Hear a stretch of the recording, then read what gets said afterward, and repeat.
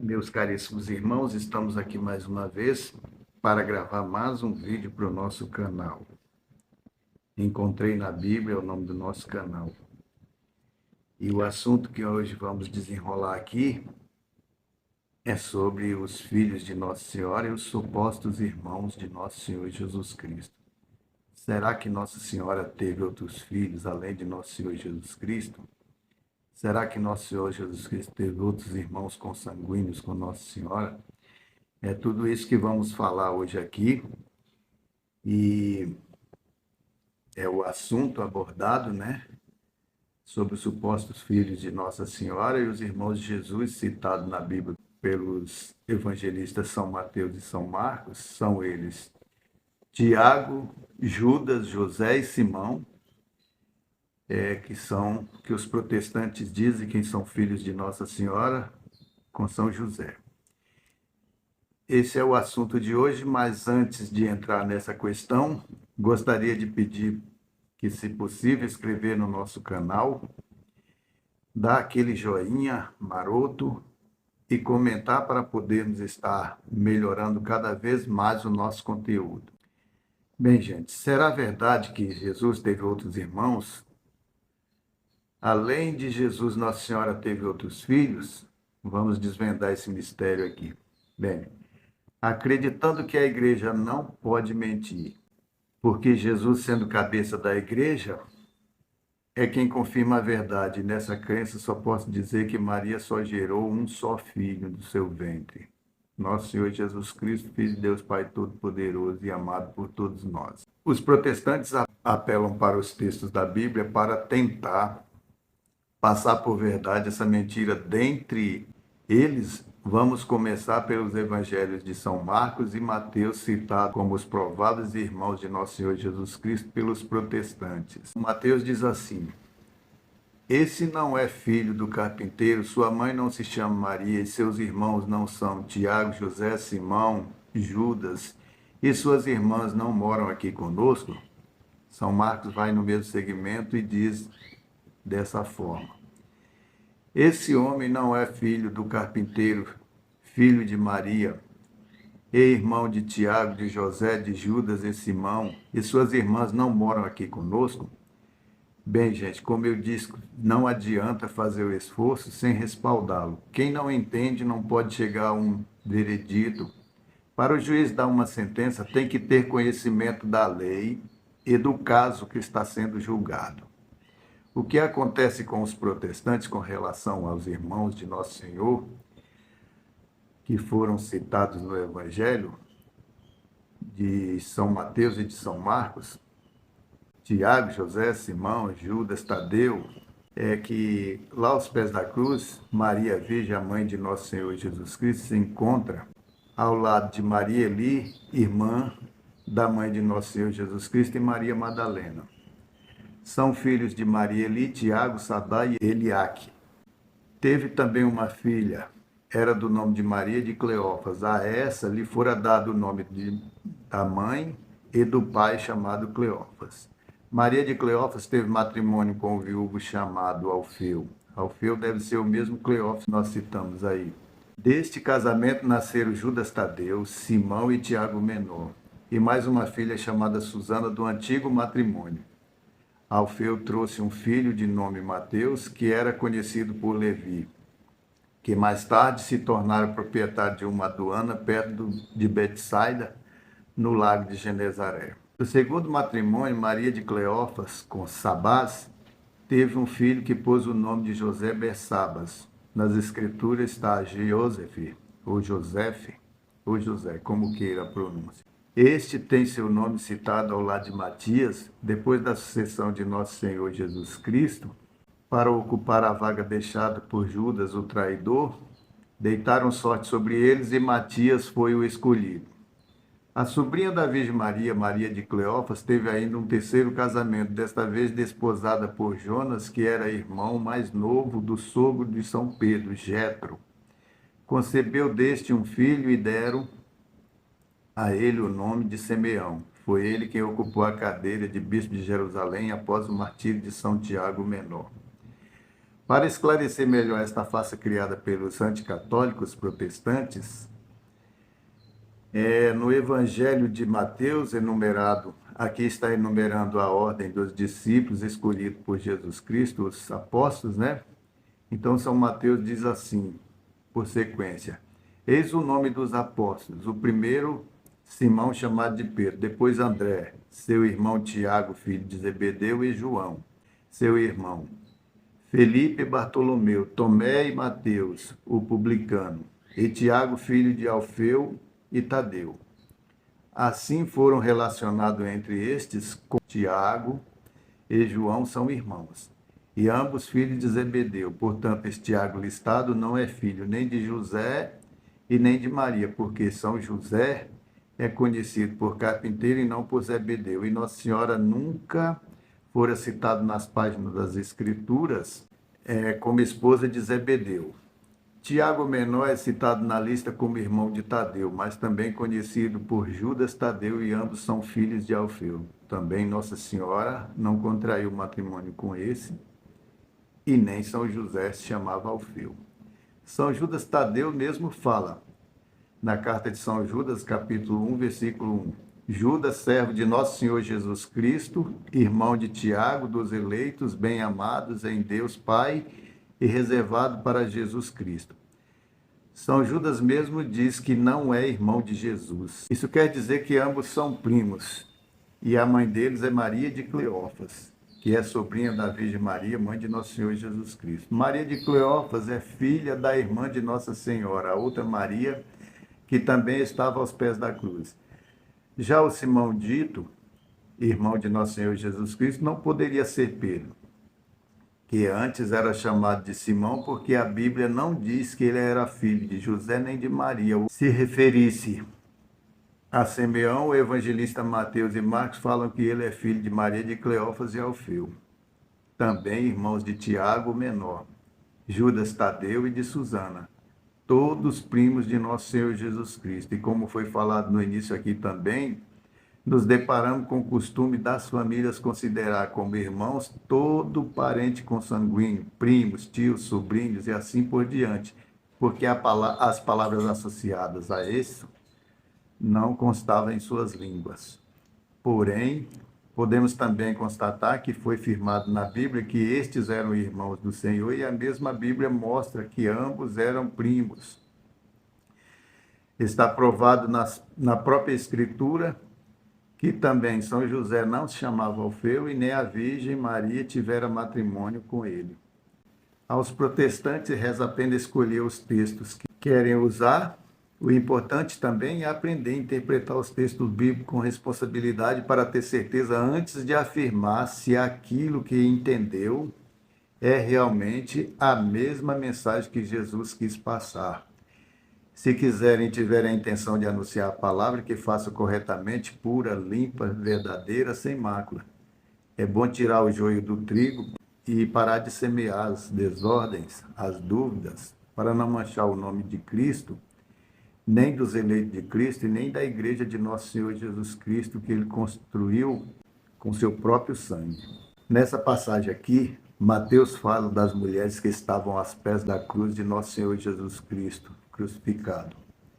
Mateus diz: entre elas se achava Maria Madalena e Maria, mãe de Tiago e de José, e a mãe dos filhos de Zebedeu. Mateus narra essa passagem de acordo com o que o nosso raciocínio compreendeu. Uma das Marias é mãe de Tiago e de José. Trata-se da esposa de Alfeu, que é o pai destes, citado na lista dos escolhidos para apóstolo de Cristo. E essa também fora esposa de Sabas. E por último de Jonas, que é irmão do sogro de São Pedro, né? De Jetro. A outra também se chama Maria, esposa de Zebedeu e mãe de Tiago e de João. A Bíblia é clara, mas nem todos a interpretam com justiça devida, ela não ser de interpretação livre e pessoal, como afirma o apóstolo Pedro, que o Espírito Santo é quem dá o dom da profecia, que o homem por si só é incapaz de interpretar as palavras da Bíblia corretamente, porque a interpretação não está para qualquer um. Esse assunto aqui agora que vamos abordar, apesar de parecer que estamos fugindo do caso dos irmãos de nosso Senhor Jesus Cristo, no entanto, tem tudo a ver um com o outro, porque através da acusação de que Nossa Senhora teve outros filhos, os protestantes querem desqualificar a veracidade da virgindade de Nossa Senhora. E por isso fazem essa calúnia. Eles querem, no entanto, matar 2 coelhos com a paulada só, mas, no entanto, eles tropeçam e não matam nenhum. Aqui, o anjo foi à casa de Nossa Senhora anunciar a vinda do Redentor, do nosso Cristo e Salvador. São Lucas diz assim: no 6º mês, o anjo Gabriel foi enviado por Deus a uma cidade da Galiléia chamada Nazaré, a uma virgem desposada com um homem que se chamava José, da casa de Davi, e o nome da virgem era Maria. Maria tinha sido desposada por um homem que era São José, há mais de 6 meses, e, no entanto, continua virgem, confirmado por São Lucas quando diz que Nossa Senhora não tinha conhecido nenhum homem. Aqui, São Lucas, capítulo 1, 34 e 35, Maria perguntou ao anjo: como se fará isto, pois não conheço homem? Respondeu-lhe o anjo: o Espírito Santo descerá sobre ti e a força do Altíssimo te envolverá com a sua sombra. Por isso, o ente santo que nascerá de ti será chamado Filho de Deus. O Velho Testamento, Isaías, já profetizava isso há muito, muito tempo atrás. Isaías, capítulo 7, versículo 14, diz assim: por isso o próprio Senhor vos dará um sinal, uma virgem conceberá e dará à luz a um filho, e o chamará de Deus conosco. Veio sobre ela então o Espírito Santo e a desposou. Dela nasceu o Filho de Deus. E mais de 1 ano depois, ela continua virgem. Essa reflexão é para mostrar se a mãe de Deus continuou virgem, se dá ao fato de que ela é mãe de Deus, esposa do Espírito Santo, e Jesus é unigênito, por isso convinha que sua mãe continuasse virgem, porque no solo abençoado que Deus pisou, ou seja, no ventre de Nossa Senhora, a Virgem Maria, outro ser jamais pisará sem a permissão de Deus. O seio de Nossa Senhora é como a sarça ardente, solo sagrado, que Deus pisou. Também como a Arca da Aliança no Velho Testamento, onde só os levitas sacerdotes de Deus a conduzia. Nossa Senhora só poderia ser tocada por Deus porque carregou o Verbo divino dentro do seu ventre.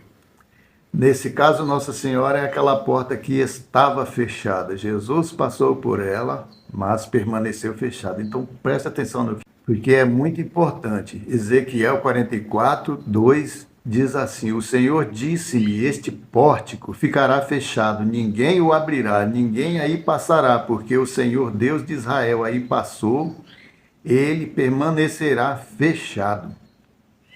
Então, ninguém abrirá, ninguém passará por ele.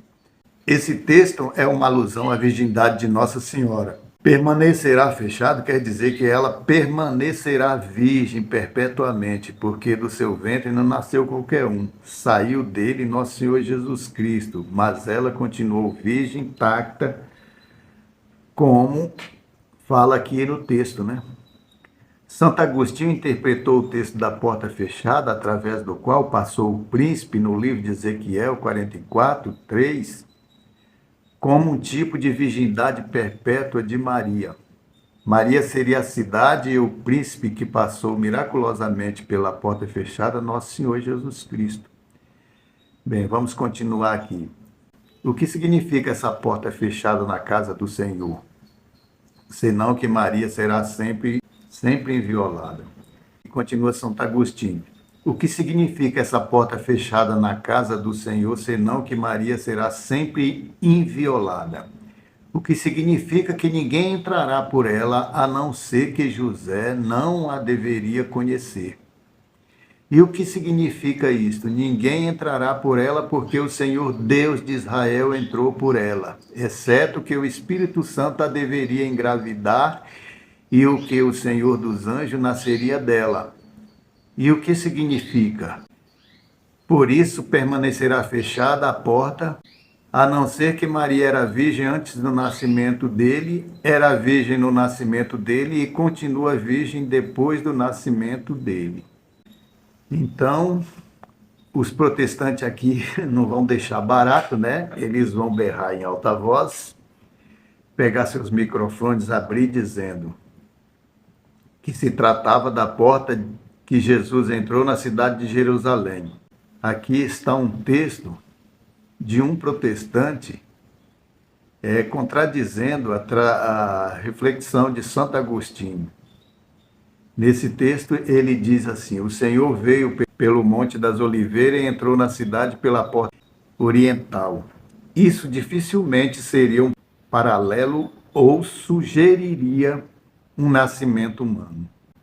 E continua. A história revela que a porta oriental foi fechada pelos muçulmanos no ano de 810, mas foi reaberta no ano de 1102 pelos cruzados durante o curto período em que eles controlaram aquela terra. Foi o otomano Saladino que novamente confinou a cidade entre os muros, depois de ter retomado Jerusalém no ano de 1187.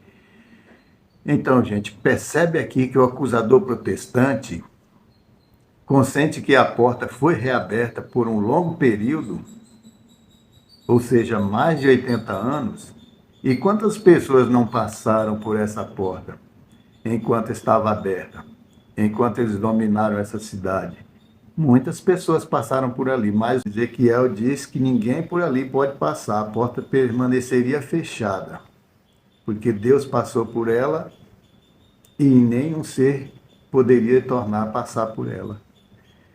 Se a porta, no entanto, como diz o protestante aí, foi reaberta, a profecia teria sido descumprida e o profeta teria caluniado a palavra de Deus. Por isso, não faz sentido algum essa comparação.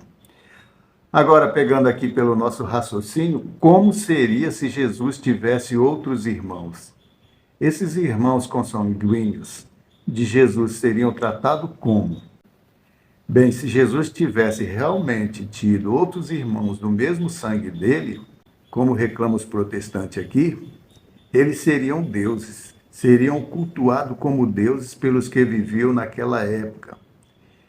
Essas mentes fracas poderiam criar desses deuses irmãos, supostos irmãos de nosso Senhor Jesus Cristo, uma religião politeísta. Aí poderiam estar disputando a veracidade do cristianismo e do próprio Cristo. Mas São Luís de Montfort diz que Nossa Senhora é o paraíso de Deus. Ele diz assim: porque Deus fez um paraíso para Adão apenas, fez um paraíso para os homens no céu e fez um paraíso só para si, que foi Maria. Olha as virtudes de Nossa Senhora. Nossa Senhora é tão amada por Deus, mas tão amada por Deus, que ficou com Deus 30 anos, meus queridos. Jesus ficou 30 anos ao lado de Nossa Senhora ali, cuidando e zelando dela. Um amor maior do que esse, nenhum ser na terra, a nenhum ser na terra foi proporcionado. Enquanto que Jesus, dos seus 33 anos vivendo aqui na terra, 30 foi ao lado de Nossa Senhora, que é uma prova de amor maior do que essa de Deus para com a sua criatura. Não só uma simples criatura, mas mais perfeita entre todas as criaturas que Deus já fez. Chama-se Maria. Enquanto ficou com o resto dos eleitos de Deus por apenas 3 anos, com Maria ele ficou 30 e mais 3 anos. Porque Maria nunca saiu ao lado de Jesus. Sempre, de vez em quando, deparamos com ela nas Escrituras, ao lado de Jesus. E aos pés da cruz, no último dia, estava ali ela ao lado de Jesus. Jesus disse a João: eis aí a tua mãe, e a João: eis aí o teu filho. Então, Jesus entregou nossa mãe como mãe de todas as gerações, como mãe de todo o povo. Mas isso só quem cumpre é os católicos, porque os protestantes a rejeitam como mãe. Então, descumpre o mandamento de Cristo. E eles dizem que cumprem toda a Bíblia. Isso aí é um mandamento que eles não cumprem, por orgulho. E aí continuamos aqui, porque convém absolutamente mais é necessário que Deus só tenha uma esposa, assim como é necessário que ele tenha uma só igreja, por isso assim também a esposa só pode ter um só esposo, e Maria só devia ter um esposo real, o próprio Deus, e manter-se virgem por toda a vida. Então, se Maria é esposa do Espírito Santo, ela jamais pode separar-se do Espírito Santo, jamais pode separar-se do seu marido. Que para Deus a dissolução de uma família é um ato muito grave. E aqui agora vamos entrar na tradição judaica, onde tem alguns conceitos e alguns comparativos sobre essa questão de irmãos, tios, sobrinhos, primos, ser comparado, dado ao mesmo título, a mesma dominação de irmãos. Aqui vemos em Gênesis 13, versículo 8. Abraão disse a Ló: rogo-te que não haja discórdia entre mim e ti, nem entre nossos pastores, pois somos irmãos. Então ele diz que é irmão de Ló. E depois, adiante em Gênesis 12, 5, está escrito assim: tomou Sarai, sua mulher, e Ló, filho de seu irmão, assim como todos os bens que possuíam, e os escravos que tinham adquirido em Harã, e partiram para a terra de Canaã. Então, eis a confirmação ali de que Abraão chamou Ló de irmão, mas, ao contrário, a Bíblia mais tarde mostra, uma passagem depois, mostra que ele era apenas sobrinho de Abraão. Bem, gente, isso aí não é errado, isso são os costumes, né? São tradições, isso aí ninguém pode quebrar. No livro de Crônica, deparamos com outro fato também muito parecido com esse, né? Em Crônica, lê-se assim: filhos de Merari, Mole e Muzi. Filhos de Mole, Eleazar e Cis. Eleazar morreu sem ter filhos, mas somente filhas, que desposaram os filhos de Cis, seus irmãos. Aqui diz que casaram uns irmãos com os outros irmãos.